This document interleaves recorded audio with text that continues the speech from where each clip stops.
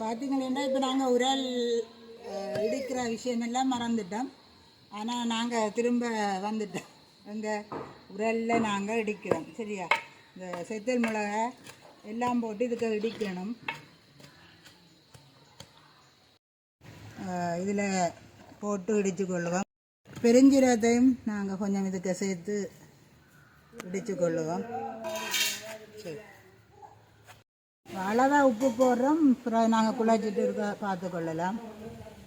நாங்கள் உளுந்தையும் கொஞ்சம் இடித்து கொள்ளலாம். நாங்கள் முழுக்க இடிக்காமலே கொஞ்சம் இப்படி பச்சையாயும் போடலாம். அது சிலர் சங்கட வசதிக்கு ஏற்ப செய்கிறது. கொஞ்சத்தை நாங்கள் நேரடியாகவும் குழைக்கலாம். இந்த இடிக்க வேணும் வண்டியில்.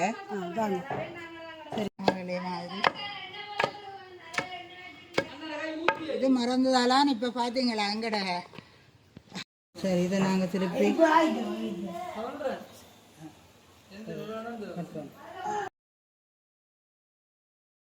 அளவாக ஒரு தண்ணியை விடுகிறோம்.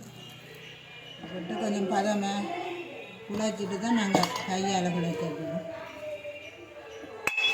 சரி, சொட்டு சொட்டு தான் காணும். ஞாபகத்தை கட் பண்ணு. எண்ணெயும் சொட்டு சேர்த்து கொண்டா இதை கொஞ்சம் பிடிக்கிறதுக்கு சரியாக இருக்கு. இதை இப்படி உருட்டுனா கொஞ்சம் விலாகு.